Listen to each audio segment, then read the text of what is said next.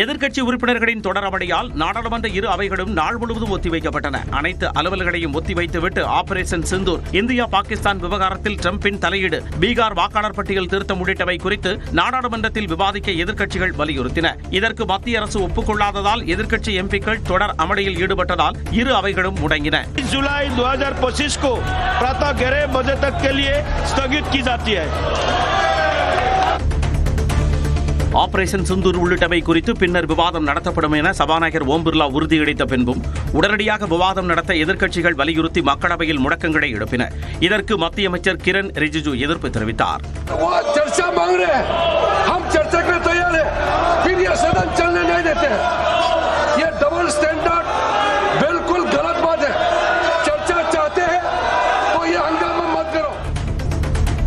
Chennai Apollo மருத்துவமனையில் 3வது நாளாக முதலமைச்சர் மு க ஸ்டாலின் சிகிச்சை பெற்று வருகிறார். நேற்று முன்தினம் காலை நடைப்பயிற்சியின் போது தலை சுற்றல் ஏற்பட்டதால் முதலமைச்சர் மருத்துவமனையில் அனுமதிக்கப்பட்டார். 3 நாட்கள் மருத்துவமனையிலேயே ஓய்வெடுக்க வேண்டும் என மருத்துவர்கள் அறிவுறுத்திய நிலையில் நேற்று காலை தேனாம்பேட்டை அப்போலோ மருத்துவமனைக்கு அழைத்துச் செல்லப்பட்ட முதலமைச்சருக்கு பல்வேறு மருத்துவ பரிசோதனைகள் மேற்கொள்ளப்பட்டன. பின்னர் மீண்டும் கார் மூலம் 1000 விளக்கு அப்போலோ மருத்துவமனைக்கு திரும்பினார். சென்னை அப்போலோ மருத்துவமனையில் சிகிச்சையில் இருந்தபடி உங்களுடன் ஸ்டாலின் திட்டப்பணிகள் குறித்து முதலமைச்சர் மு க ஸ்டாலின் ஆலோசனை நடத்தினார். இத்திட்டத்தின் கீழ் இதுவரை 5,70,70,000க்கும் மேற்பட்ட மனுக்கள் பெறப்பட்டிருக்கும் நிலையில் எவ்வளவு மனுக்களுக்கு தீர்வு காணப்பட்டது என்பது குறித்து தலைமைச் செயலாளர் முருகானந்தத்திடம் அவர் கேட்டறிந்தார். மேலும் பெறப்படும் மனுக்கள் மீது குறிப்பிட்ட காலத்திற்குள் தொய்வின்றி நடவடிக்கை எடுக்க வேண்டும் என முதலமைச்சர் அறிவுறுத்தினார். முதலமைச்சர் மு க ஸ்டாலின் விரைவில் குணமடைந்து வீடு திரும்புவார் என துணை முதலமைச்சர் உதயநிதி ஸ்டாலின் தெரிவித்துள்ளார். முதலமைச்சர் அவர்கள் நலமாக இருக்கிறாரு. இன்னைக்கு காலையில சில டெஸ்ட்லாம் எடுக்கப்பட்டாங்க. மருத்துவர்கள் அதுக்கான அறிக்கையை கொடுப்பாங்க.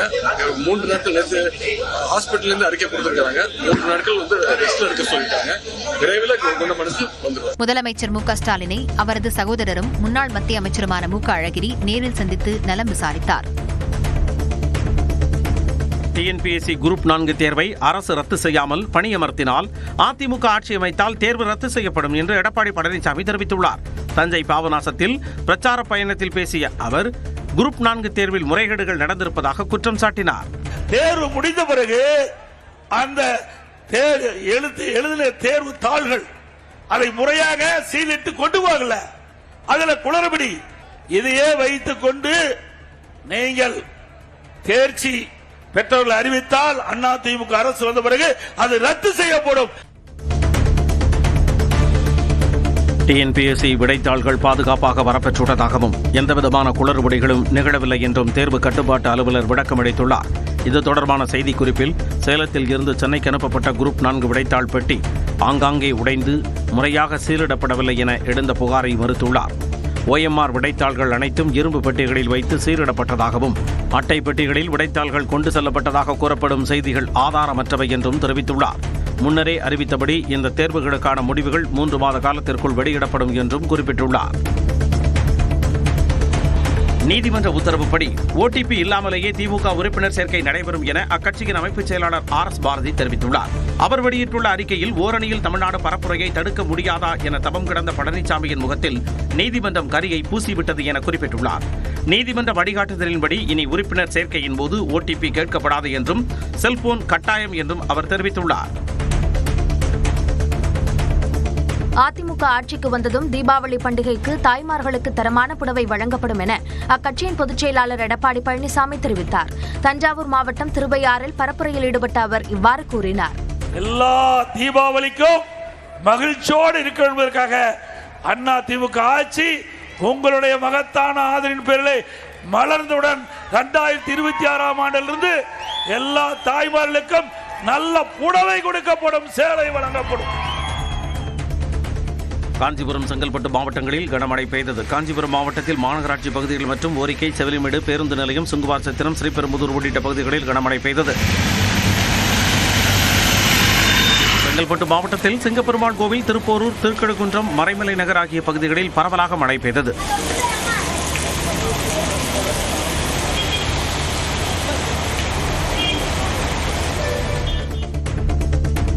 திருவாரூர் மாவட்டத்தில் இரவு நேரத்தில் 1 மணி நேரத்திற்கு மேலாக கனமழை பெய்தது. குறிப்பாக பழைய பேருந்து நிலையம், தெற்கு வீதி உள்ளிட்ட பகுதிகளில் மழை பெய்தது. இந்நிலையில் தமிழ்நாடு மற்றும் புதுச்சேரியில் இன்று மிதமான மழை பெய்யும் என்றும், சென்னையை பொறுத்தவரை வானம் மேகமூட்டத்துடன் காணப்படுவதுடன் மிதமான மழை பெய்யும் என்றும் வானிலை ஆய்வு மையம் தெரிவித்துள்ளது. செங்கல்பட்டு மாவட்டம் மாமல்லபுரம் கடற்கரையோரங்களில் வழக்கத்தை விட கடல் அலைகள் அதிக சீற்றத்துடன் காணப்பட்டன. பலத்த கடல் சீற்றத்தால் கடல் அலைகள் 20 அடி தூரத்திற்கு முன்னோக்கி வந்தது. இதனால் கரைப்பகுதியில் ஆங்காங்கே கடல் அரிப்பு ஏற்பட்டது. 24ஆம் தேதி அமாவாசை என்பதால் கடல் அலைகள் அதிக சீற்றத்துடன் இருப்பதாக மீனவர்கள் தெரிவித்தனர். ஈரோடு, திருச்சி தனியார் மருத்துவமனைகளில் கிட்னி மாற்று அறுவை சிகிச்சை செய்ய போலி சான்றிதழ் வழங்கி அங்கீகாரம் அளிக்கும் அரசு குழுவை ஏமாற்றியது விசாரணையில் உறுதியாகியுள்ளது. மேலும் பெரம்பலூர், திருச்சியைச் சேர்ந்த மருத்துவமனைகளில் வைத்து இதற்கான அறுவை சிகிச்சைகள் நடைபெற்றதும் உறுதி செய்யப்பட்டுள்ளது. கிட்னி திருட்டு விவகாரம் தொடர்பாக விசாரணை செய்ய தமிழ்நாடு மருத்துவ திட்டப்பணிகள் இயக்குநர் வினித் தலைமையில் 4 பேர் கொண்ட தனிக்குழு அமைத்து தமிழ்நாடு அரசு உத்தரவிட்டிருந்தது. அதன் அடிப்படையில் கிட்னியை விற்றதாக கூறப்படும் பெண்ணிடமும் வினித் தலைமையிலான குழு விசாரணை செய்தபோது போலி சான்றிதழ் வழங்கியது அம்பலமாகியுள்ளது. சிவகங்கை மாவட்டம் மணப்புரம் காவலாளி அஜித்குமார் கொலை வழக்கை விசாரித்து வரும் சிபிஐ 9 இடங்களில் சிசிடிவி காட்சிகளை கைப்பற்றியுள்ளனர். விசாரணையின் 9வது நாளில் 4 பேர் கொண்ட சிபிஐ அதிகாரிகள் குழுவினர் மணப்புரம் விலக்கு, மணப்புரம் பேருந்து நிலையம், அறநிலையத்துறை அலுவலகம் எதிரே அமைந்த திருமண மண்டபம் போன்ற இடங்களில் 27 மற்றும் 28 ஆகிய தேதிகளில் பதிவான சிசிடிவி காட்சிகளை சேகரித்தனர். அதனைத் தொடர்ந்து சிவகங்கையில் உள்ள தனியார் மருத்துவமனையில் சிபிஐ குழுவினர் ஆய்வு நடத்தினர்.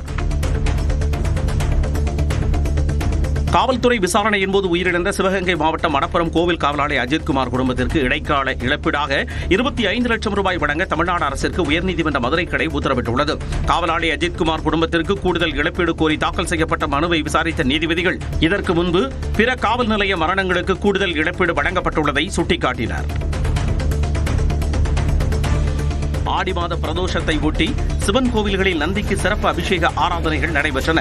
தஞ்சை பெரிய கோவிலில் பெருவுடையாருக்கு ஏற்ற பெருநந்திக்கு 12 வகையான திரவியங்களால் சிறப்பு அபிஷேகம் செய்யப்பட்டது.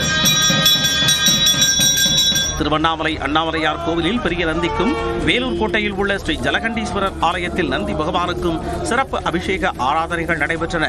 திரளான பக்தர்கள் பங்கேற்று அரோகரா முழக்கங்களை எழுப்பி சாமி தரிசனம் செய்தனர்.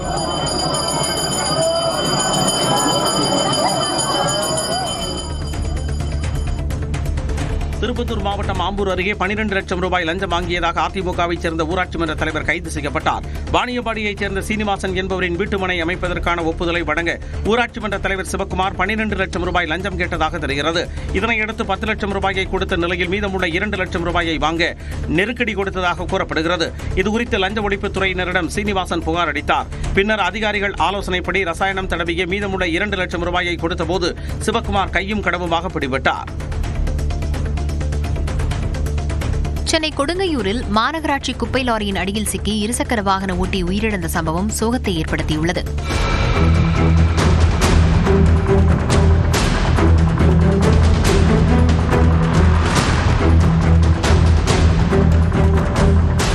தண்டையார்பேட்டையைச் சேர்ந்த கணேஷ் சாலையோரமாக குப்பை வண்டியை முந்தி செல்ல முயன்ற நிலையில் பக்கவாட்டில் லாரி இடித்து நிலை தடுமாறி விழுந்ததில் லாரி ஏறி இறங்கியது. ஹெல்மெட் அணிந்திருந்தும் படுகாயமடைந்த அவர் உயிரிழந்தார். திருப்பூர் மாநகராட்சிக்குட்பட்ட பகுதிகளில் கடந்த 6 மாதங்களில் 8000 பேர் தெருநாய் கடியால் பாதிக்கப்பட்டதாக அதிர்ச்சி தகவல் வெளியாகியுள்ளது. செட்டிப்பாளையத்தில் வெறிபிடித்த தெருநாய் கடந்த 2 நாட்களில் குழந்தைகள், பெரியவர்கள் என 11 பேரை கடித்து குதறியது. இந்நிலையில் திருப்பூர் அரசு மருத்துவக் கல்லூரி மருத்துவமனையில் மட்டும் இந்த ஆண்டில் ஜூன் மாதம் வரை 7991 பேர் நாய்க்கடியால் பாதிக்கப்பட்டு தடுப்பூசி செலுத்திக் கொண்டதாக தகவல் வெளியாகியுள்ளது. உடுமலையில் இருந்து மூணார் செல்லும் சாலையில் தமிழக கேரள எல்லையான சின்னாறு பகுதியில் புலி நடமாட்டம் காணப்பட்டது. இதனையடுத்து சுற்றுலா பயணிகள் பாதுகாப்பாக பயணிக்க வேண்டும் என்று வனத்துறையினர் அறிவுறுத்தியுள்ளனர்.